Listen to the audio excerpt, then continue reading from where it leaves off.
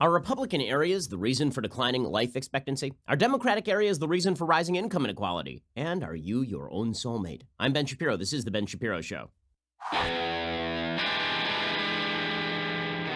This show is sponsored by ExpressVPN. Stop putting your online data at risk. Get protected at expressvpn.com/Ben. What exactly are you waiting for? Okay, so we'll get to all impeachment gate related things a little bit later on in the program. I'll be honest with you, I'm kind of bored with the impeachment stuff. I feel like most people are kind of bored with the impeachment stuff because nothing much is happening. The Republicans did release a long report, about 120-page report on the impeachment gate related stuff. Basically, the report says exactly what you'd expect it to say, that none of it holds up to scrutiny, that basically the charges are empty, that the Democrats haven't proved their case. The Democrats did apparently present in committee their own impeachment report, which will say exactly the precise opposite. They have not released that one publicly yet. When it comes out, we will analyze it. With all of that said, we are basically in a holding pattern right now because no new information is coming out, because the impeachment procedures are moving forward in the Judiciary Committee, but the Trump administration is not taking place. The White House is not taking part. The White House is not sending any counsel there, saying that we have not been given any guidance on exactly what we're even supposed to be doing there. And no new facts are being brought to bear at this point. And we all know where this is going anyway. The Democrats are going to vote to impeach Trump in the House, and then it's going to go to the Senate, and then the Republicans aren't going to do anything in the Senate. So basically, the only question right now is a question of timing. It's a question of when, not of if. Everybody knows what's going to happen. And so we'll get into sort of those developments a little bit later. We'll also get into developments surrounding the Inspector General report. The IG is supposed to put out a report next week with regard to the Trump-Russia collusion investigation and its origins, as to whether that was initiated in good faith or whether it was initiated in bad faith. Apparently, there's some conflict between the IG of the Department of Justice and William Barr, the Attorney General. We'll get to all of that in a little bit. But I want to talk about something that I think is more important right now, and that is the belief that is prevalent across the country that every problem in a particular area is due to differences in politics, that it's not overall trends in the United States that are affecting differences in the United States. It is, in fact, local politics. Now, listen, people on the right are guilty of this. People on the left are guilty of this. The fact is that when you have a local problem, like, say, homelessness, where homelessness is endemic in a city, and the only authorities who are capable of taking care of that are the authorities in the city, then obviously you're going to look to the local authorities and see exactly how they're handling the problem. Is Salt Lake City handling the problem differently than Los Angeles? How is Seattle handling the problem compared to Oklahoma City? And what are the effects of that, right? You're going to look at differences in policy. But when you're looking at broad national trends, like, for example, declining life expectancy, or when you're looking at broad national trends like the opioid epidemic or like income inequality, how much of that is due to local policy and how much of that is due to broad national trends? Now, the reason this matters is because folks on the left are apt to suggest that problems that seem to be located more heavily in red areas are the fault of red state governors and red state partisanship. And folks on the right are apt to suggest that problems that are more prevalent in blue areas are obviously the result of blue state partisanship and blue state governance. But the truth is that the more endemic problems in American society right now, I don't think are actually especially the result of local governance. They seem to be much more the result of broad national and international trends. And the reason this is important, again, is because it is very easy to get caught up in the idea that if, for example, there's an opioid epidemic that seems to be predicated largely in red states, that this is the result of red state governance. If only they'd expand Medicaid, then that would fix the opioid epidemic problem. Not a lot of evidence to suggest that. On the other hand, you see from folks on the right that as income inequality rises in major cities, in places like New York, that this must be the fault of Democratic governance in those cities. If it were not for Democratic governance in those cities, income inequality would be falling. Again, I don't think that that is necessarily true either. Okay, so let's jump into why this subject matters. So today, there's an article in the New York Times talking about the wealth-poverty divide in American cities. And what this article basically shows is that America's largest cities are the most income unequal. Those are the areas where income has divided the most. We'll get to that in just one second. First, let's talk for a second about the fact that you're an adult, and that means that you need life insurance. So stop whatever you're doing and go get life insurance right now. Well, how can you do this? How can you do this and not spend a fortune doing it? Well, you should go check out my friends at Policy Genius. Policy Genius will find you the right insurance at the best price and do all the work to help you get covered. You just need to get in touch with them. Policy Genius makes finding the right life insurance a breeze. In minutes, you can compare quotes from the top insurers and find your best price. You could save $1,500 or more a year by using Policy Genius to compare life insurance policies. Once you apply, the Policy Genius team will handle all the paperwork and the red tape. And Policy Genius doesn't just make life insurance easy. They also can help you do home insurance and auto insurance and disability insurance. They can do all of these wonderful, wonderful things for you. So all you need to do is check out PolicyGenius.com. Again, that is a way to competitively shop and ensure that you are, in fact, getting the best deal. PolicyGenius.com. It takes only a few minutes to find the right insurance policy, apply, and cross another thing off your to-do list. So go get it done right now. Policy Genius, when it comes to life insurance, it is nice to get it right, and Policy Genius will ensure that you do. Again, that is PolicyGenius.com. Go check them out right now over at PolicyGenius.com. Okay, so there's an article in the New York Times today all about the wealth-poverty divide. And kind of unsurprisingly, it finds that the wealth-poverty divide is the greatest in large American cities. So all the places where you would expect the left to complain the least are the places that have the highest income inequality. According to the New York Times, in 1980, highly paid workers in Binghamton, New York, earned about 4.5 times what low-wage workers there did. The gap between them in a region full of IBM executives and manufacturing jobs was about the same as the gap between the workers near the top and the bottom in Metro New York. Since then, the two regions have diverged. IBM shed jobs in Binghamton. Other manufacturing disappeared too. High-paying work in the new knowledge economy concentrated in New York, and so did well-educated workers. As a result, by one measure, wage inequality today is much higher in New York than it is in Binghamton. In fact, if you look at the chart that the New York Times has put together, the ratio of 90th percentile wages to 10th percentile wages in 195 metro areas, cities like New York, Washington, D.C., Chicago, San Francisco, they've far outpaced cities like Binghamton, New York, in terms of income inequality. San Jose, tremendous income inequality. Fairfield, Connecticut, tremendous income inequality. According to the New York Times, what has happened over the last 4 decades is only partly a story of New York's rise as a global hub and Binghamton's struggles. Economic inequality has been rising everywhere in the United States, but has been rising much more in the booming places that promise hefty incomes to engineers, lawyers, and innovators. And those places today are also the largest metros in the country: New York, LA, San Francisco, San Jose, Houston, and Washington. This particular chart, put together by the New York Times using data from a recent analysis by Jason Abel and Richard Dietz of the New York Fed, captures several dynamics that have remade the U.S. economy since 1980. Thriving and stagnant places are pulling apart from each other, and within the most prosperous regions, inequality is widening to new extremes. That this inequality now so clearly correlates with city size, the largest metros are the most unequal, also shows how changes in the economy are both rewarding and rattling what we have come to think of as superstar cities. In these places, inequality and economic growth now go hand in hand. In other words, as we move from a manufacturing-based economy to a service-based economy, as we move from a place where physical labor makes up a large part of the wage base to a place where capital intensity and intellectual labor makes up a large part of the wage base, what you're starting to see is rising wages in one sector of the economy and stagnating wages in another sector of the economy. So in big cities where you had a lot of people living who are not actually part of the quote-unquote knowledge economy, and then you have a bunch of people who are being drawn to this knowledge economy and companies that are moving in because there are a lot of major universities there and heavy intellectual capital, you're starting to see the income gap widen. And this is not exactly a result of city policy, per se. This is more a result, and high rates of taxation are not dampening this. High rates of taxation are not actually solving the problem, right? Seattle has pretty high city taxes. LA has really high city taxes. New York has extremely high city taxes. Redistribution isn't going to do the trick. Instead, what we are watching in the United States, and again, this is a broad national trend, so cities are where it's most obvious, just because cities are the place where a lot of these new jobs are being created. But what we are watching is the knowledge economy. The wages are taking off, and in the old manufacturing economy, the wages are not taking off in the same way. And this is what has led to so much social unrest. It's what led to this sort of populist uprising, the economic move against capitalism. In many cases, this belief that capitalism is going to leave too many people behind, even though we are creating jobs at an exorbitant rate in the United States, even though we are reaching all-time low levels of unemployment in the United States, there's a feeling that some groups in America are leaving other groups in America behind. And those groups in America that are being left behind are not just being left behind by the economy, they're also being left behind in terms of social values. It's a broad national trend. And so blaming that on major cities and suggesting that major cities are the problem is not right on behalf of the right wing. On the other hand, it is also not correct on behalf of left-wingers that it's our major cities that are driving American growth because of liberal governance. That is not correct. Major cities are driving American growth right now because we are shifting from a manufacturing-based economy into a knowledge-based, intellectually based economy. And that is changing the nature of the economy. So when you hear people on the left say things like, well, blue states are richer than red states, that's not because they're blue states.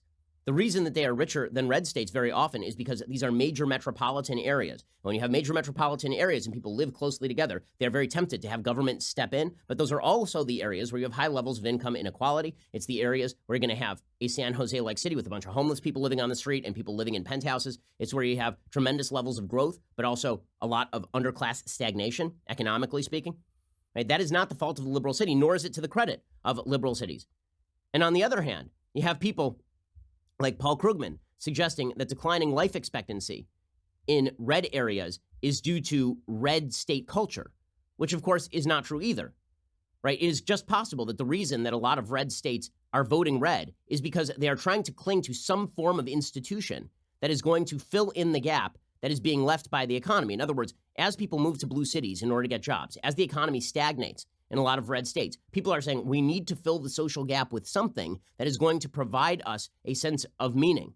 We need a restoration of a certain sense of social morality the left ripped away over the course of decades. The reason that comes up is because Paul Krugman has an awful column today in the New York Times. It's incredibly simplistic and statistically illiterate, basically, in which Paul Krugman suggests that life expectancy is declining in red states and it's increasing in blue states, and this is due to red state and blue state governance.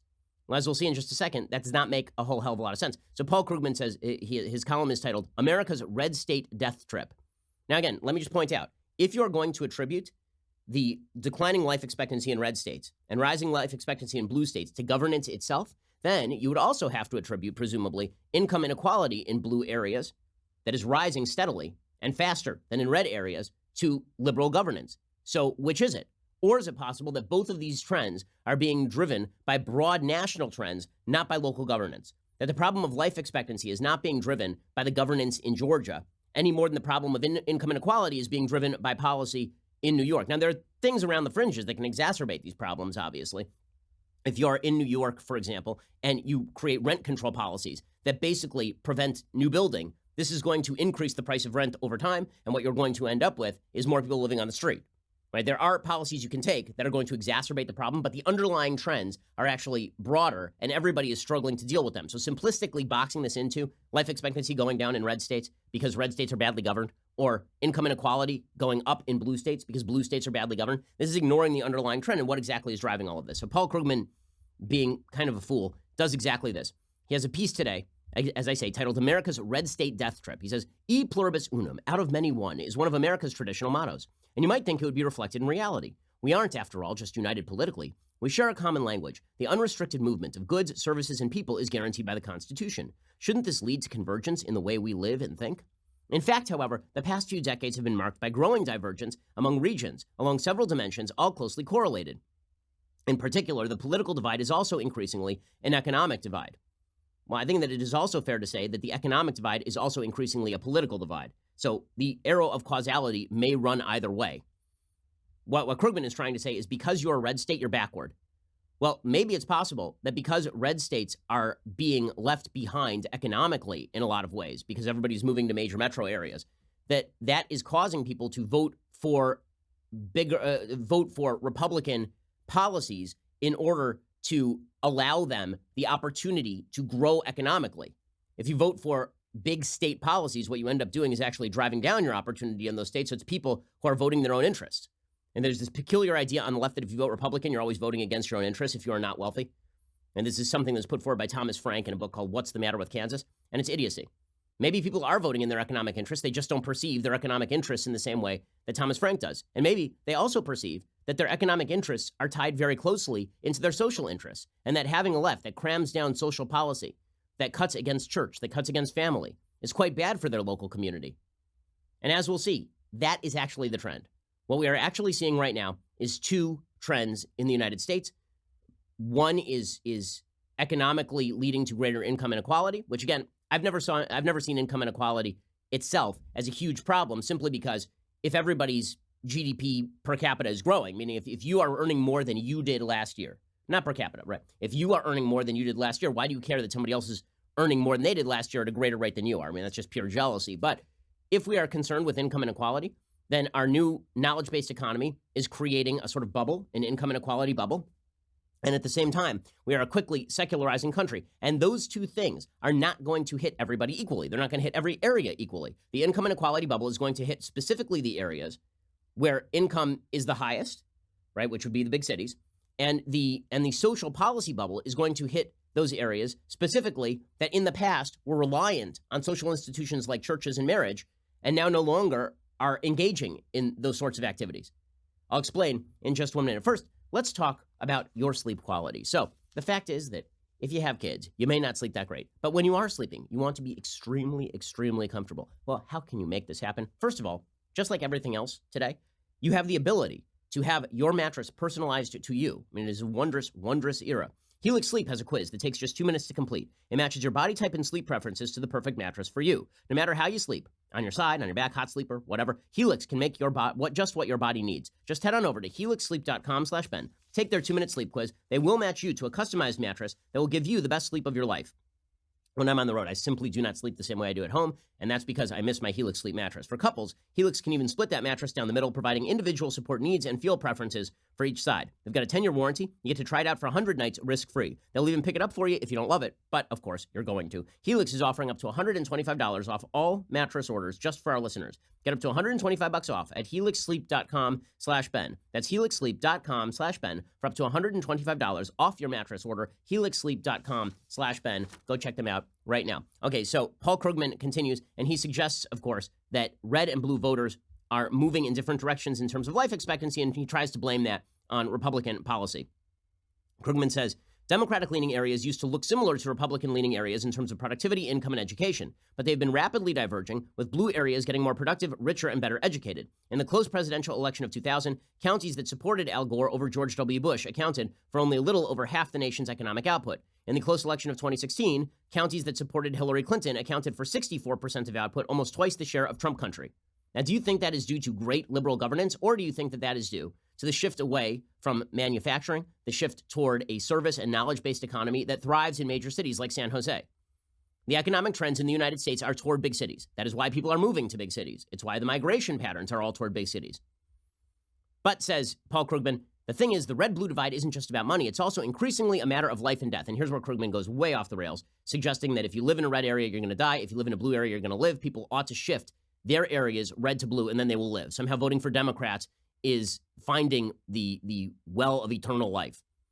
He says, back in the Bush years, I used to encounter people who insisted the U.S. had the world's longest life expectancy. They hadn't looked at the data. They just assumed America was number one on everything. Even then, it wasn't true. The U.S. life expectancy has been below that of other advanced countries for a long time. Okay, even there, he is neglecting to take out of the system homicide and car accident death and suicide, which does actually put the United States number one in life expectancy last time I checked. In any case, he says, the death cap has, however, widened considerably in recent years as a result of increased mortality among working-age Americans. This rise in mortality has, in turn, been largely a result of rising deaths of despair, drug overdoses, suicides, and alcohol. The rise in these deaths has led to declining overall life expectancy for the past few years. But then he analyzes the states, and what he finds is the divergence among states is striking. He says, I looked at states that voted for Donald Trump versus states that voted for Clinton in 2016 and calculated average life expectancy weighted by their 2016 population. In 1990, today's red and blue states had almost the same life expectancy. Since then, however, life expectancy in Clinton states has risen more or less in line with other advanced countries, compared with almost no gain in Trump country. At this point, blue state residents can expect to live more than 4 years longer than their red state counterparts. Okay, what he's trying to do is point the arrow the wrong way. And this is a very obvious statistical trick that he's playing, right? He is suggesting that the states that are red in 2016, if you go back to 1990, they were pretty equal in life expectancy, but now there's been this big divergent gap. There is only one problem. If you look at the 1992 presidential election, not the 2016 presidential election, you'll be including states that have been hit extremely hard by the opioid epidemic, and the states that have been hit hard by suicide and by economic stagnation. States like Ohio and Wisconsin and Pennsylvania and Michigan, right? Those states have been increasingly cutting in a Trump direction since 1992. So in other words, it was not red state governance that preceded the problem. It was the problem that preceded red state governance. It was the problem that preceded red state voting, right? It was those problems made people vote more Republican. Why? Because they were looking for a rebuilding of a social fabric, as we'll explain. Right? Paul Krugman's entire column is directed toward the idea that it's not rising secularism, it's not social liberalism, it is just that red states haven't expanded Medicaid or something. But of course, that's not the case. That doesn't explain things like suicide and the opioid epidemic because Medicaid doesn't do anything about suicide. Increasing Medicaid has no correlation with the rates of suicide in a particular community. And in fact, nobody even knows really why suicide happens or how to chart suicide. I mean, there have been fairly significant studies done on significant racial differences in suicide. If it were simply a case of despair or being victimized by the American system or cultural values, then suicide patterns make no sense. I mean, like take for example, racial suicide statistics. Black folks in the United States do not commit suicide. White folks in the United States absolutely commit suicide at an exorbitant rate. So what is that about? Nobody really knows the answer to any of that. But Paul Krugman basically just chalks all of this up to Republican politics. And then I love this. He sort of sidelines the one factor that is pretty obvious. He says, there's been a striking divergence in behavior and lifestyle that must be affecting mortality. For example, the prevalence of obesity has soared across all America since 1990, but obesity rates are significantly higher in red states. Okay, so is the suggestion that conservatism leads to being fat? Because you're going to have to explain that one. But, says Krugman, really what this is it shows that William Barr, the Attorney General, is not telling the truth when he talks about the evil machinations of militant secularists, because people who are conservative have suggested that the big problem in the United States with regard to lowered life expectancy and increased mortality rate, that is largely due to secularizing values. And Krugman says, well, if that's true, then why exactly are these rates rising in red states? And the answer is because these policies are actually disproportionately affecting people in red states because people in red states are disproportionately not in the major growing metropolitan areas. Okay, that's the actual answer to this question. Yes, economics is tied to social policy, but liberal social policy combined with a weaker economy leads to deaths of despair. It leads to social stagnation. It leads to a lack of social networking that allows people to rise from poverty. So these two phenomena in the end are tied together because they are indeed broad national trends. So I'm not talking about city policy in New York. I'm talking about overall policy in the United States. Now, I can talk about the economic policy in the United States, whether it is good or bad, that has led to this increasing divergence between sort of the what people have termed the IQ economy and the manufacturing economy. In other words, the intellectual capital economy, the San Jose's and the Silicon Valleys of the world and the New York finance capital of the world kind of stuff, and the manufacturing base. And we can talk about trade policy, whether we ever should have cut a deal with China in order to open up trading. Again, I think the statistics show that it was good for the United States. I think that the best case for cutting off trade with China is actually to damage China, not to help the United States. Free trade generally benefits both parties, but that does not mean that there are not certain areas that are left behind. But with that said, if we are talking about the impact of social policy does not trickle down evenly. Social policy does not trickle down evenly. People who are economically successful can afford more mistakes than people who are economically non-successful. Areas that are more economically benefited are areas that are going to be able to survive social liberal policy better, but also those tend to be areas where people don't actually live the way they preach. And that is the really deep point here, is that the blue areas, many blue areas in the United States, the fact is that children out of wedlock in those areas, in many cases, is actually lower than in many red state areas where people are supposedly more religious. I'll explain in just 1 second, because Charles Murray has done some heavy research on this sort of stuff, and we'll get to that in just 1 second. First, let's talk about how you can preserve your family memory. So this is a very, very important thing to do. I think it is probably the most important, just for your family, the most important gift you can make this holiday season is something that preserves your family memories. And just as an example, last night, my wife and I visited somebody in our community whose father had passed away. And a lot of the memories that this person had were based in kind of new video, but a lot of the old video was probably moldering out in her garage and it was not accessible to her. Well, look, the fact is that as time moves on, you want to be able to look back at all the things you did with your kids, all the things you did with your parents, and you want all of that to be accessible. You don't want all of that in boxes falling apart in your garage. So what you should do is you should take all of that stuff, which basically is junk, but it's precious junk, and send it into Legacy Box, and they will digitize it, all of it for you. That is what Legacy Box does. The process from start to finish is really easy. You go online, you purchase the box you need. They send you a Legacy Box kit, and you fill them with all your media. You slap on the prepaid mailing label, and you send it back, and then Legacy Box takes it from there. In a couple of weeks, you get all your originals back, plus perfectly preserved digital copies ready to watch, share, and relive, which is just awesome. So while everybody is going crazy trying to get the best deals, just go over to legacybox.com because they have an amazing deal. You get 60% off all Cyber Monday orders, which is still carrying over to today. Order your Legacy Box today to take advantage of Legacy Box's Cyber Monday sale for a limited time. take an unprecedented 60% off. Go to legacybox.com/Ben to get 60% off your first order. Super important present. Great for parents, great for siblings, great for you. Save your time and memories. Go to legacybox.com/Ben and save 60%. Again, legacybox.com/Ben and save 60%. Okay, so again, Paul Krugman is attempting to make the argument over at the New York Times that because suicide rates and opioid epidemic rates are rising in red states, that it is red state policy responsible for that, not social liberalism, not the liberalizing of social attitudes. But this is not, in fact, true. That is incredibly simplistic. The reason it's so simplistic is because it ignores the fact that this divergence has been going on for years and is not merely a red state, blue state thing. It's actually an urban-rural thing in many cases. Charles Murray has been writing about this for years. He wrote a great book called Coming Apart back in 2012. And he had a piece in the Wall Street Journal specifically talking about all of this. Back in 2012, right? I mean, this is almost a decade ago now. He said, people are starting to notice the Great Divide. The Tea Party sees the aloofness in a political elite that thinks it knows best and orders the rest of America to fall in line. The Occupy movement sees it in an economic elite that lives in mansions and flies on private jets. Each is right about an aspect of the problem. That problem is more pervasive than either political or economic inequality. What we face now is a problem of cultural inequality. He says, our common civic culture has unraveled. We have developed a new upper class with advanced educations often obtained at elite schools, sharing tastes and preferences that set them apart from mainstream America. At the same time, we have developed a new lower class, characterized not by poverty, but by withdrawal from America's core cultural institutions. And Charles Murray puts together this model that he uses in his book, Coming Apart.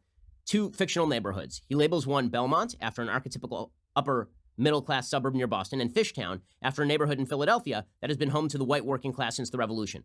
For purposes of clarity, Murray just did this research on white Americans, right? So he couldn't be accused of any sort of racial bias in his research.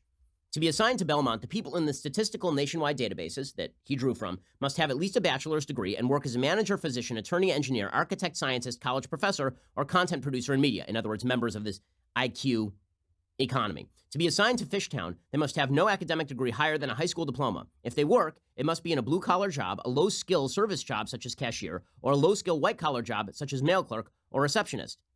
People who qualify for the Belmont constituency, they're about 20% of the white population in the U.S. as of 2012, aged 30 to 49. People who qualified for the Fishtown constituency were about 30% of the white population of the United States, aged 30 to 49. So here is what happened with a variety of factors leading up to between 1960 and 2010, right? These are the broad social trends that I've been talking about. These are the broad social trends that matter, and they help explain the divergence in culture that's been happening in the United States. They help explain the fact that there are a lot of red states that have been economically falling behind because they are not high-tech centers, for example, or because they're old manufacturing towns, and why they're falling apart is only partially economic and cannot be solved simply by government interventionism top-down in blue state areas, in a blue state way. So here's what Charles Murray found. On marriage, in 1960, extremely high proportions of whites in both Belmont and Fishtown were married. 94% in Belmont. Remember, Belmont is just a stand-in for sort of high-income, highly educated white folks in the United States, and 84% in Fishtown. In the 1970s, those percentages declined about equally in both places. Then came the Great Divergence. In Belmont, marriage stabilized during the mid-1980s, standing at 83% in 2010.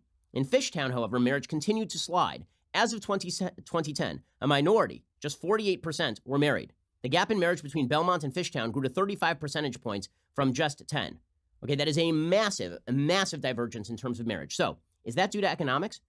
So some people, like Tucker Carlson, actually would argue, yes, that is due to economics. He would argue that because people lost manufacturing jobs and because women want men who earn more than they do, that women stopped getting married to men, and therefore marriage rates decline, and so we have to somehow subsidize these manufacturing jobs to come back, and that's going to fix the entire problem. The problem is that that actually does not explain the statistical fact here. The fact is that the income among the so-called Fishtowners here, the income is about the same in 2010 as it was in 1960. So it really is not about that. Right? Charles Murray said, it's not that white working class males can no longer make a family wage that enables them to marry. The average male employed in a working class occupation earned as much in 2010 as he did in 1960. And it's not that a bad job market led discouraged men to drop out of the labor force. Labor force dropout increased just as fast during the boom years of the 80s, 90s, and 2000s as it did during bad years. Instead, according to Charles Murray, the reforms of the 1960s jump-started the deterioration and the divide between Belmont and Fishtown. So to go back to that divide, and this is, again, the important divide that's happening in the United States. It explains a lot of the political divisions in the United States, the ripping away of core common values that have disproportionately affected areas that were reliant on those common values. Right? The fact is that if my synagogue disappeared in my community, the people who would be disproportionately affected in terms of their daily life are the people who are reliant on the social net that exists at my synagogue. High-income earners would feel it in terms of not seeing people on Shabbat, but in terms of receiving charity, needing a handout, being able to reach out to other people, they would not feel it at all. The people who would be hurt the most by the disappearance of the shul would be the people who are reliant on the shul for that social fabric. There's a lot of ersatz social fabric that exists for high-income people, highly educated people. They associate with people from the office and from their colleges. But if you're living in an area where that social fabric does not exist, and then social liberalism undercuts all of the other institutions, the bottom falls out. And this is why Paul Krugman, he says, well, you haven't seen opioid epidemics and suicide rates increasing in Europe. Yes, because people haven't been reliant on church for the last 70 years in Europe. Okay, the decline in church going in Europe has been going on for decades. It is not a brand new thing in Europe. In the United States, it is a fairly recent phenomenon, and as the bottom falls out, you are seeing people who are falling into a morass. And in just a second, I'm going to analyze a little bit more what Charles Murray talks about, the actual cultural divides that are undergirding the problem of unequal life expectancy decreases in the United States. We'll get to all that in just 1 second. First, let's talk about communication in marriage. Sometimes it can be really rough. Sometimes it can be very difficult. Okay, well, one area where it's specifically difficult is if you're talking about sex. Well, if you have some form of sexual dysfunction, if you have erectile dysfunction, for example, that may be tough to talk about, but it's just a medical problem you can get solved. The good news is with Roman, you can get a free online evaluation and ongoing care for ED, all from the comfort and privacy of your own home. The doctor will work with you to find the best treatment plan. If medication is appropriate, Roman will ship it to you with free 2-day shipping. The whole process is straightforward and simple and discreet. Getting started is really simple. You just go to getroman.com/Ben and you complete an online visit. Erectile dysfunction used to be tough to tackle, but now there is Roman. Complete an online visit today, connect with a doctor, take care of it. Just go to getroman.com/Ben to get a free online visit and free 2-day shipping. That's getroman.com/Ben for a free visit to get started. Getroman.com/Ben. Again, why struggle with a medical problem when you can go get it taken care of discreetly and easily, and you don't spend a fortune on it? Go check it out. Getroman.com/Ben, GETROMAN.com/Ben, getroman.com/Ben. Okay, we'll get back to more of this in just one moment. First, if you're not already a subscriber, you really are missing out. Head on over to dailywire.com/subscribe. For as little as $10 a month, you get our articles ad-free, access to all of our live broadcasts, our full show library, select bonus content, our exclusive Daily Wire app. Pretty fantastic feature if you haven't checked it out yet. If you choose the new all-access plan, you get all of these things, plus this, the very greatest in all beverage vessels, that legendary Leftist Tears tumbler. You also get our brand new Ask Me Anything style discussion feature that allows you to engage our hosts, writers, special guests on a weekly basis. So stop depriving yourself. Come join the fun over at Daily Wire. Check us out at dailywire.com/subscribe. We are the largest, fastest growing conservative podcast and radio show in the nation.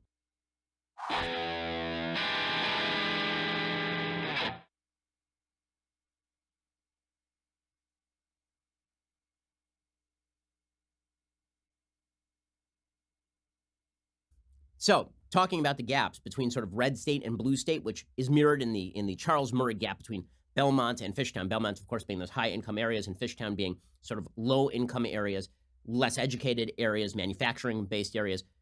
He's already talked about the marriage gap, which emerged in the 1980s and has completely diverged these two populations. Also, there's a massive single parenthood gap. Another aspect of marriage, the percentage of children born to unmarried women, showed just as great a divergence, said Charles Murray. This is back as of 2012. Though politicians and media eminences are too frightened to say so, non-marital births are problematic. On just about any measure of development you can think of, children who are born to unmarried women fare worse than children of divorce and far worse than children raised in intact families. In 1960, just 2% of all white births were non-marital. When we first started recording the education levels of mothers in 1970, 6% of births to white women with no more than a high school education, women with the Fishtown education, were out of wedlock. By 2008, 44% were non-marital. Among college-educated women of Belmont, less than 6% of all births were out of wedlock as of 2008, up from 1% in 1970. Okay, so that means that there is now a 38-point discrepancy between people who are high school educated, working those manufacturing jobs in Fishtown, as opposed to white workers in Belmont. But it's those people in Belmont who are preaching the social liberalism that has bled down to the lower levels and pushed the social policy that has actually incentivized that sort of behavior, and that has had disproportionate impact. This is also true of industriousness, according to Charles Murray. The norms for work and women were revolutionized after 1960, but the norm for men putatively has remained the same. Healthy men are supposed to work. In practice, though, that norm has eroded everywhere. In Fishtown, the change has been drastic. Just to clarify the data that he's been using so far has been 1960 to 2010. He cut off this data on work in March 2008 before the recession so that he was not comparing apples to oranges. Charles Murray says the primary indicator of the erosion of industriousness in the working class is the increase of prime-age males with no more than a high school education who say they are not available for work. They are out of the labor force. That percentage went from a low of 3% in 1968 to 12% in 2008. 12% may not sound like much until you think about the men we're talking about, men aged 30 to 49, when everybody is basically supposed to be working. Of the men in Fishtown who had jobs, 10% worked fewer than 40 hours a week in 1960, a figure that grew to 20% by 2008. In Belmont, the number rose from 9% in 1960 to 12% in 2008. In other words, a lot of people are working a lot less in lower income areas. Also, there's been a surge in crime in a lot of areas that are poorer. Also in religiosity, right? This is the big one, I think. The decline in religiosity, again, contra Paul Krugman, the decline in religiosity has actually not affected people in upper income blue areas as much as it has people in lower income red areas. This, by the way, was mirrored by data that suggested that Trump voters in red areas were actually less likely to go to church on a weekly basis than typical Republicans who were hesitant about Trump in 2016. In other words, there was a lot of talk about religiosity going into the 2016 election. But the fact is, there were a lot of people who sort of overtly identified as religious, but weren't spending an awful lot of time at church who voted for President Trump in 2016, which makes a lot of sense. Again, these are people who feel like the social values that undergirded their lived experience were crumbling. Right? Their lives were falling apart before them because a lot of the institutions under assault by the left were being destroyed, and they were the people who felt it disproportionately. If you went to church and you continued to go to church before Trump and after Trump, well, then Trump's presence in the White House made you feel more comfortable, but it didn't fundamentally change your life. If, however, you were in an area that was dying, jobs were leaving, your church had fallen apart, and Trump came in promising to restore all of that, that was a huge deal. Okay, when it comes to religiosity, you see the gap.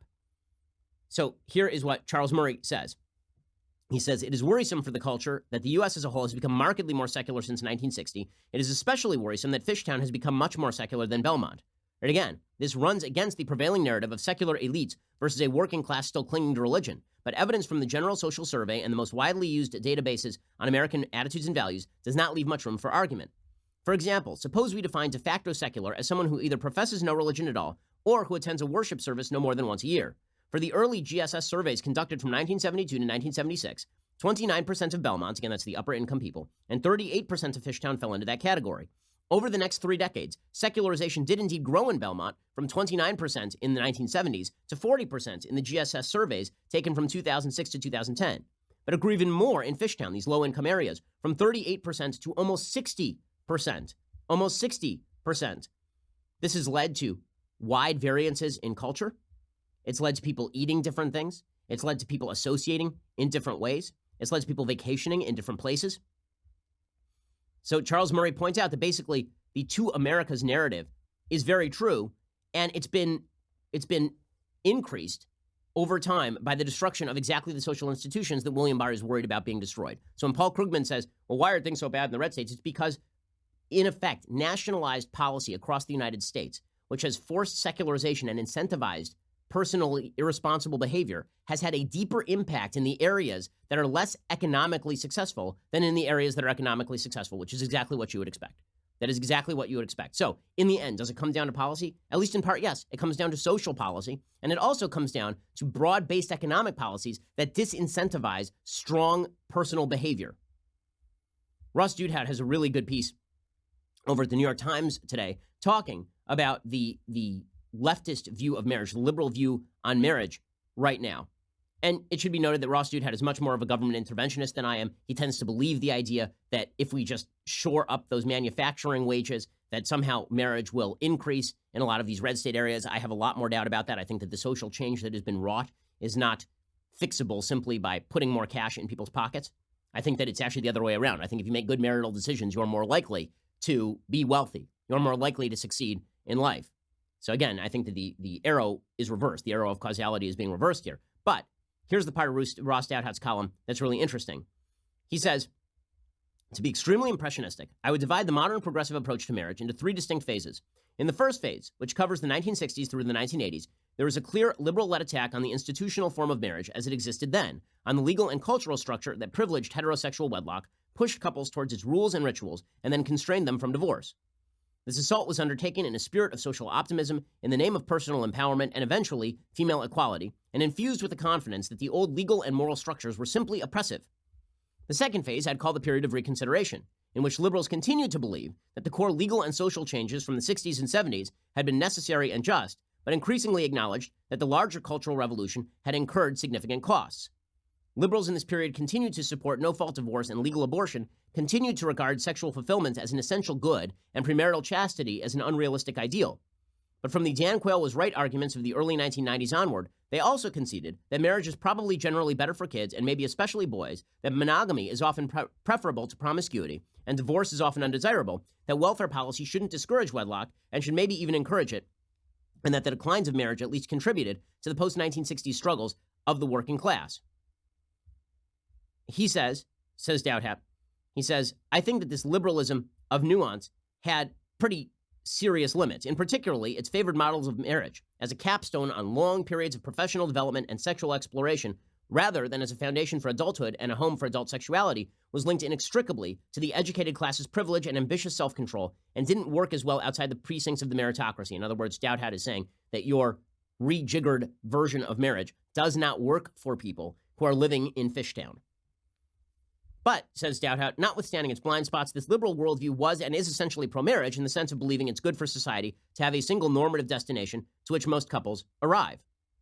Over the last 10 years, however, and again, I acknowledge this is impressionistic, says Dowdhat, I think we've reached a third phase in liberal attitudes towards marriage, a new outworking of cultural individualism that may eventually render the nuanced liberalism that my colleagues describe obsolete. This new phase is incomplete and contested. It includes elements, in Me Too feminism especially, whose ultimate valence could theoretically be congenial to cultural conservatives. But, in general, the emerging progressivism seems hostile not only to anything tainted by conservative religion or gender essentialism, but to any idea of sexual or reproductive normativity, period, outside of a bureaucratically supervised definition of consent.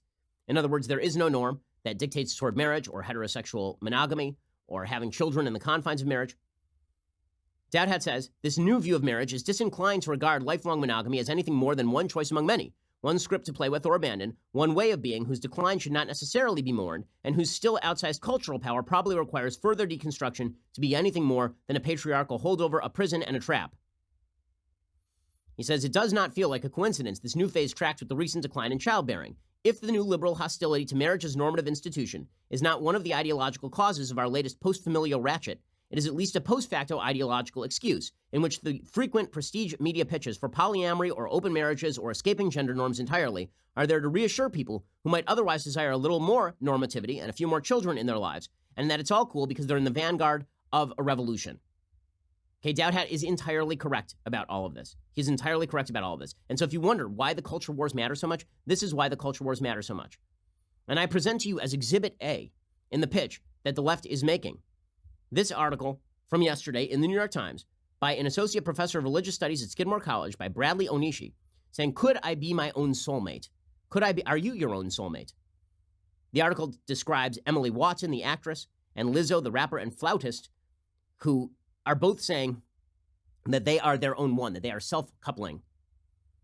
This religion professor, Onishi, he says, for most people, the idea of self-coupling may be jarring, but a closer look might reveal it to be more of an endpoint of a trend. Marriage rates have been declining steadily since the 1970s. Many of us are dating more, but somehow going on fewer dates. Sex is safer and less burdened with shame than in the past, and seemingly more available, but we're having less of it than we were a generation ago. Despite all these mixed signals, most of us are still looking for the one. He says, according to Stephanie Kuntz, author of the 2005 book Marriage, A History, finding the one used to be about completion. In the 19th century, the rise of the market economy divided the sexes, men into the world of breadwinning work and women into that of unpaid domestic labor. When these two spheres were brought together in marriage, Ms. Kuntz wrote, they produced a perfect, well-rounded whole. That's ignoring, the several thousand years before that where marriage was actually a pretty congenial relationship.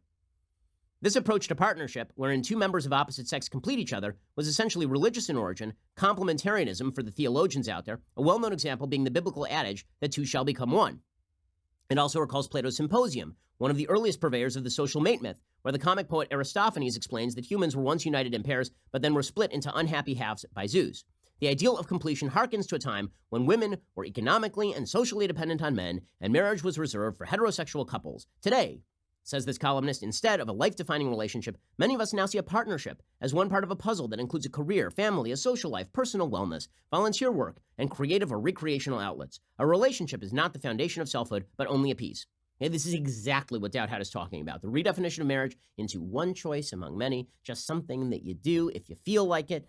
The problem is that may work for a very, I would say very, very limited coterie of people who read the New York Times. It does not work broadly across the United States, but our cultural institutions are all nationalized. Hollywood is nationalized. Netflix is nationalized. The New York Times is nationalized. Facebook is nationalized. And that means that the social bleed-over effect, the social trickle-down effect of leftist social policy, which, by the way, is not even engaged in by people at the upper echelons in places like New York and California. One of the peculiar things you will find about Hollywood is the same people who are routinely preaching the virtues of bleeding-edge social leftism. Get rid of marriage, have any relationship you want, open marriages, polyamory. Those same people tend to get married at higher rates than a lot of people who are actually not living in those areas. And they tend not to have kids out of wedlock, particularly a lot. And if they do have kids out of wedlock, they can afford it because they're very wealthy. Okay, so those social messages do not apply equally to everyone.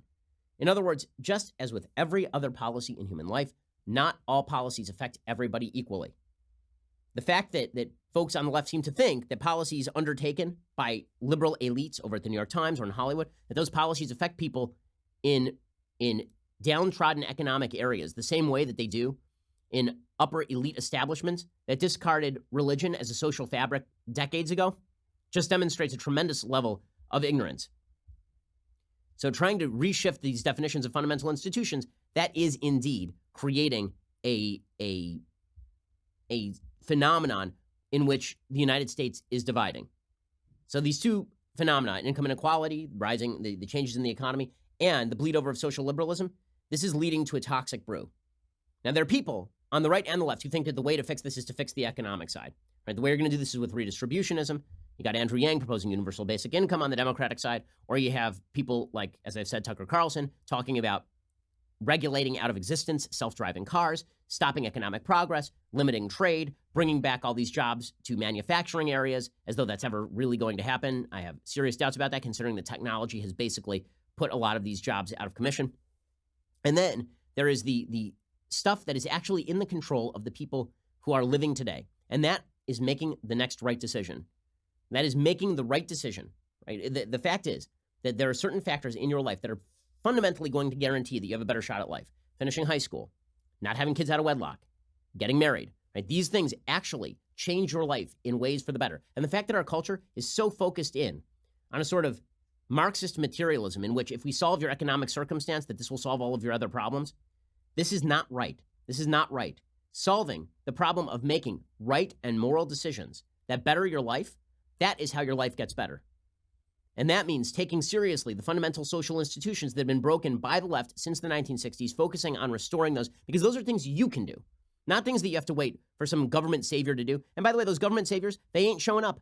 Again, income inequality is breaking out in major blue cities where they've gotten rid of the social institutions and where the ladder to success doesn't exist even for the underclass in those cities themselves. Forget about red areas versus blue areas. In the cities themselves, you need a restoration of personal responsibility in order to lead to a restoration of the ladder to success that does exist for people who make the best possible decisions. Okay, time for a quick thing I like and then a quick thing that I hate. So things that I like today.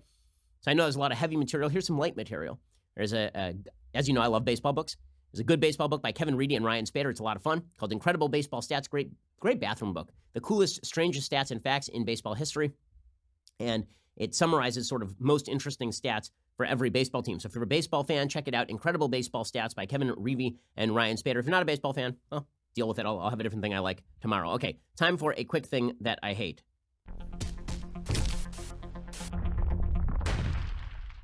Okay, so I'm very friendly with Tucker Carlson. I think Tucker is a really good guy. I've had Tucker on the Sunday special. Something that Tucker keeps saying, and it's driving me a little bit up a wall, and I just have to point this out. Tucker keeps saying on his show that we should side with Russia against Ukraine.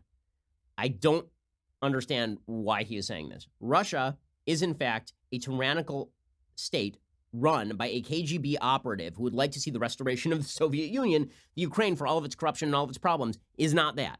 Right? It's a country that is attempting to westernize. It is a country that is attempting to be integrated into the European Union.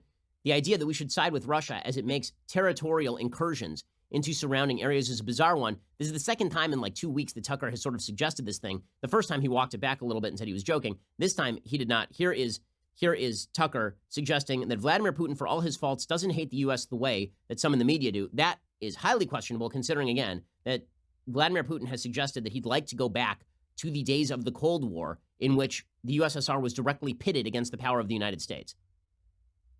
Chuck Todd and the rest of the dummies, Vladimir Putin isn't a real person with actual ideas and priorities and a country and beliefs. No, he stopped being that long ago. He's a metaphor, a living metaphor. He's the boogeyman. Step out of line and you're a traitor in league with Vladimir Putin. Let's put his picture on the screen. Can we get his picture on the screen? Yeah, please. The irony, of course, is that Putin, for all his faults, does not hate America as much as many of these people do. Okay, yeah. I mean, that last line, I'm going to go no on that. Again, the man was a member of the KGB. And then Tucker on the same show urged the United States to take sides with Russia over Ukraine while talking with Representative Jim Jordan. Here was that. I loved your monologue. I think you nailed it exactly right. So, I mean, I just should say for the record, I'm totally opposed to these sanctions, and I don't think that we should be at war with Russia. And I think we should probably take the side of Russia if we have to choose between Russia and Ukraine. That is my view. But even if you disagree with that, tell me why. My point is how it can't be both. I mean, so look, you got this president. Right. Okay, so again, the context for this discussion is the discussion about Ukrainian interference in the 2016 election and all the rest of it. But you don't have to side with Russia in order to point out that Ukrainian interference from the Ukrainian embassy to Alexandra Chalupa with regard to the DNC, that was a bad thing. Two things can be true at once. Ukraine trying to militate in favor of Hillary Clinton was a bad thing, Also, Russia is an extraordinarily nefarious force in today's world. They are incredibly aggressive. They have an economy that is collapsing in on itself right now, which means that Vladimir Putin has to get more aggressive. They have a serious demographic crisis because they just didn't have babies for years, and now they have this heavy state burden that is not being borne by anybody, which means typically that they're going to have to get aggressive on the extraterritorial front. They're going to have to endanger NATO allies.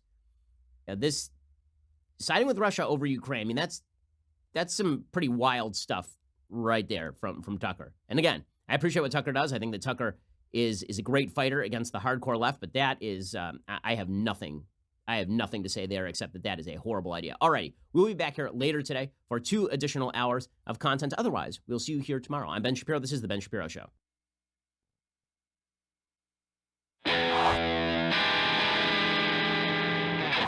The Ben Shapiro Show is produced by Robert Sterling, directed by Mike Joyner, executive producer Jeremy Boring, senior producer Jonathan Hay.